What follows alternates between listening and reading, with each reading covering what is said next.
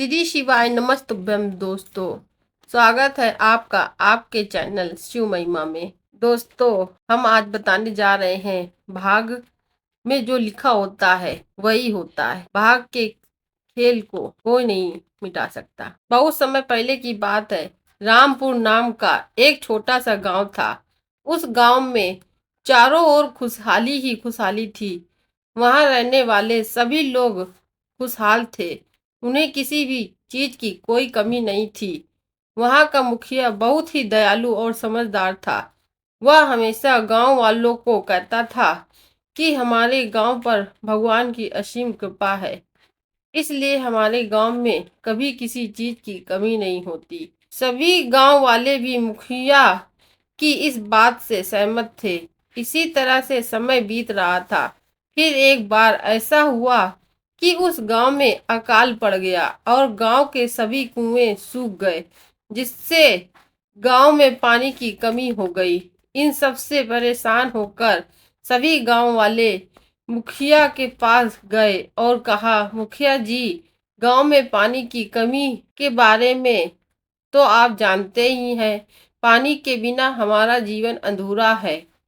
इसलिए अब आप ही बताइए कि हम पानी कहाँ से लाएं। लगता है हमारी किस्मत भी खराब है। अब हम क्या करें। सभी गांव वालों की बात सुनकर मुखिया ने कहा, मैं तुम लोगों का दुख समझ सकता हूँ। यह मुसीबत प्राकृतिक है, इसलिए भगवान पर विश्वास रखो। उम्मीद है कि जल्द ही बारिश होगी और इस परेशानी से छुटकारा मिलेगा। फिर उसके बाद हमारे गांव में खूब बारिश होगी और गांव के कुएं फिर से पानी से भर जाएंगे।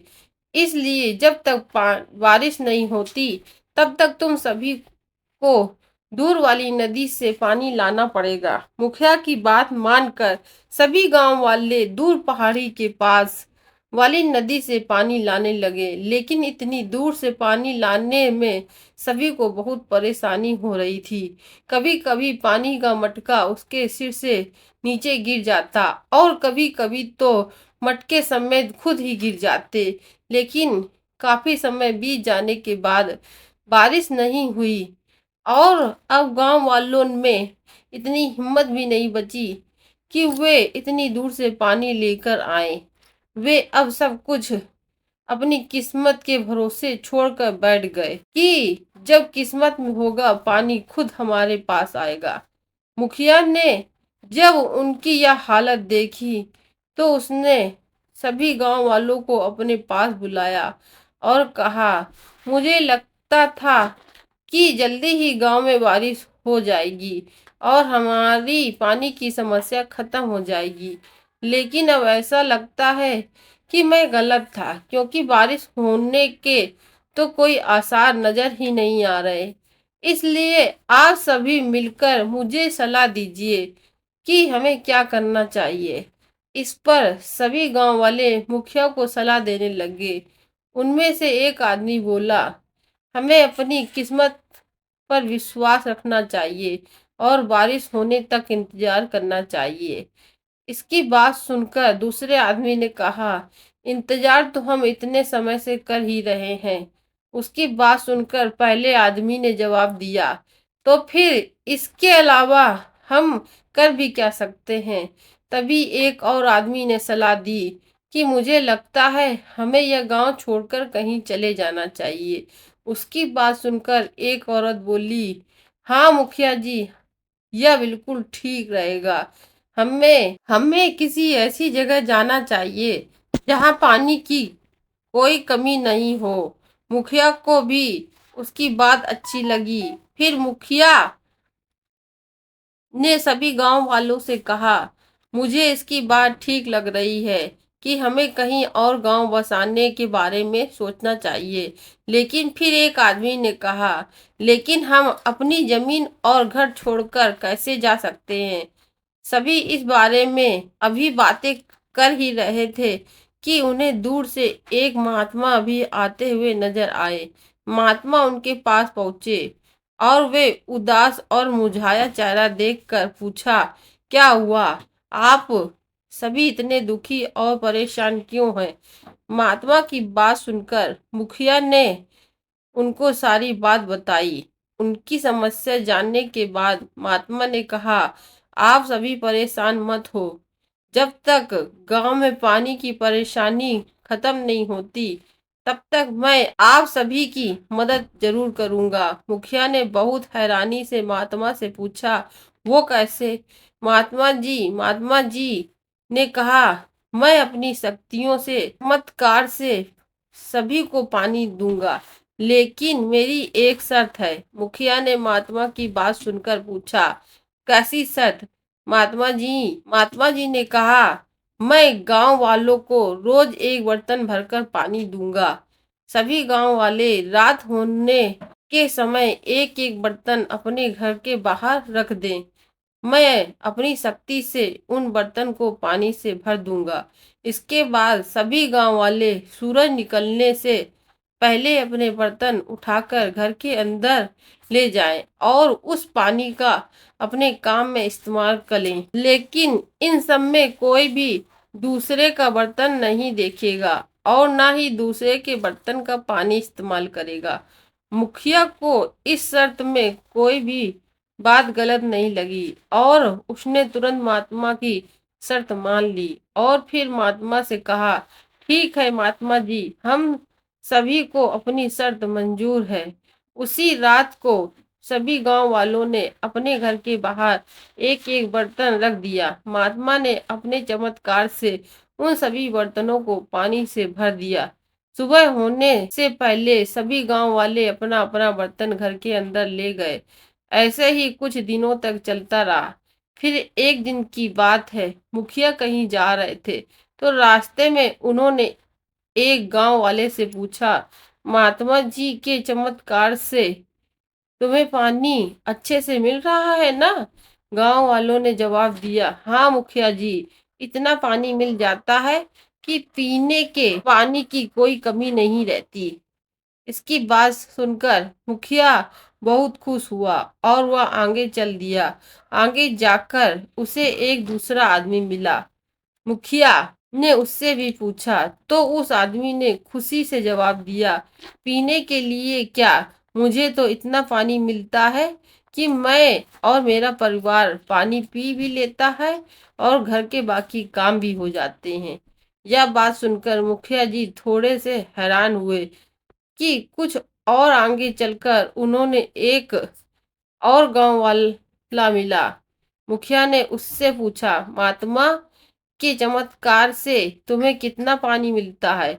उस आदमी ने जवाब दिया, मुखिया जी, मुझे तो इतना पानी मिलता है कि मैं अपने घर का काम करने के साथ साथ नहा भी लेता हूँ।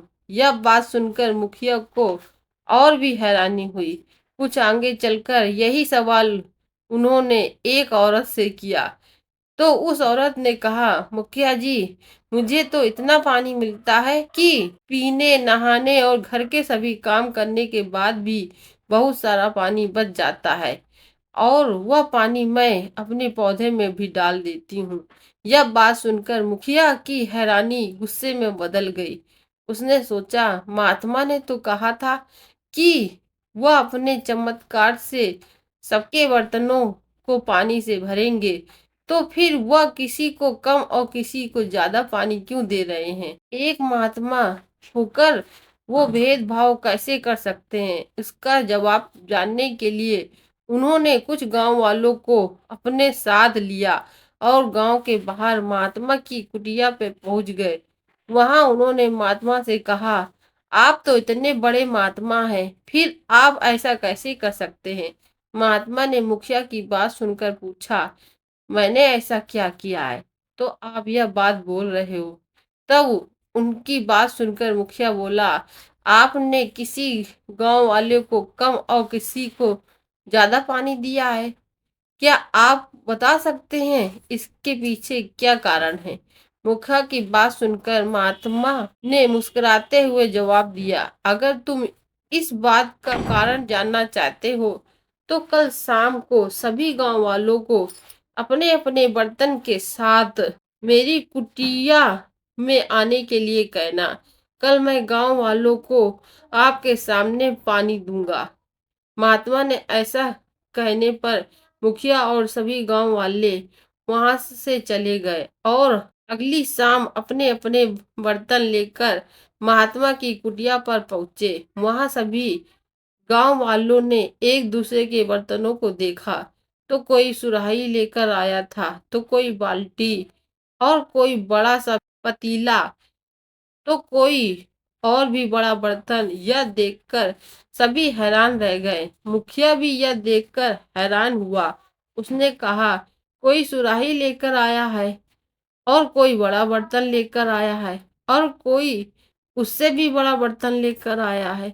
तब मुखिया बोला, अब मुझे समझ में आया कि तुम्हें पानी कम और ज्यादा क्यों मिलता है। तभी पास में खड़े हुए महात्मा ने मुस्कुराते हुए कहा, मैंने सभी गांव वालों से कहा था कि मैं सभी को बर्तन भरकर पानी दूंगा और मैंने ऐसा ही किया, लेकिन कमी उन लोगों की थी। वो छोटे आकार का बर्तन लेकर आए और समझदारी उन लोगों की रही जो बड़े बड़े बर्तन लेकर आए। मैंने तो सभी को पूरा बर्तन भरकर पानी दिया, इसलिए इसमें मेरा कोई दोष नहीं है। महात्मा की बात सुनकर एक गांव वाला बोला, आप बिल्कुल ठीक कह रहे हो महात्मा जी, इसमें गलती हमारी है। आज से हम लोग भी घर के बाहर बड़ा बर्तन ही रखेंगे। सभी गांव वालों ने की हाँ में हाँ मिलाई। उन लोगों की बात सुनकर महात्मा ने कहा, आखिर कब तक मैं तुम लोगों को पानी पिलाता रहूंगा। तुम्हें मेरे पानी की नहीं बल्कि मेरी सीख की जरूरत है। मुखिया ने महात्मा की बात सुनकर पूछा, कौन सी सीख महात्मा जी, कृपा हमें बताइए। महात्मा जी ने कहा, गांव में पानी की कमी हुई तो तुम सब लोग किस्मत के भरोसे बैठ गए। तुम लोगों ने सोचा कि यही हमारी किस्मत है और इस कारण तुम गांव तक छोड़ने को तैयार हो गए। लेकिन एक बात हमेशा याद रखना, किस्मत के साथ साथ कर्म बहुत जरूरी होता है और कर्म करने के लिए हमें सोचना भी पड़ता है। अगर तुम लोग किस्मत के भरोसे न बैठे होते और इस समस्या का कोई हल सोचते तो तुम्हें जरूर इसका हल मिल जाता। और मेरी सीख तुम्हारे लिए यह है कि जिस प्रकार बर्तन के आकार के हिसाब से मैंने तुम सभी को पानी दिया, उसी तरह जिसकी जितनी बड़ी सोच होती है, प्रकृति उसे उतनी ही बड़ी सफलता देती है। इसलिए जैसे तुम्हें ज्यादा पानी लेने के लिए बड़े बर्तन की जरूरत है, वैसे ही गांव में पानी लाने के लिए तुम्हें किस्मत के भरोसे न बैठकर अपनी सोच बड़ी करने की जरूरत है।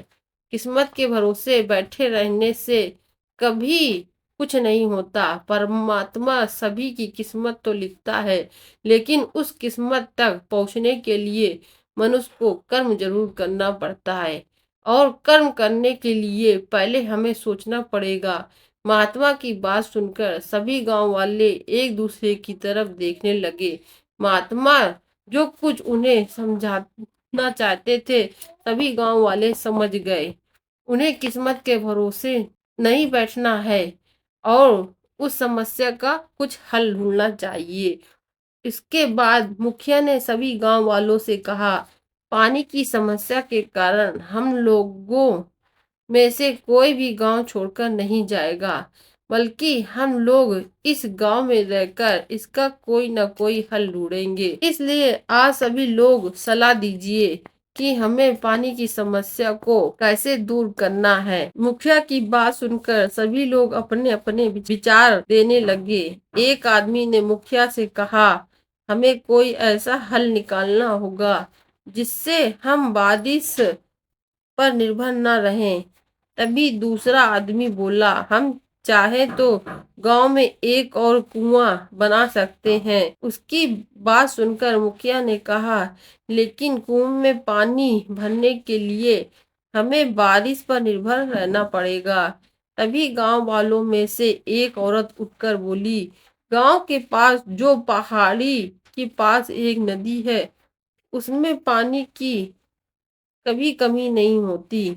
हमें उस नदी को अपने गांव में लाना होगा। अगर हमने यह कर लिया तो हमें फिर कभी पानी की कमी नहीं होगी।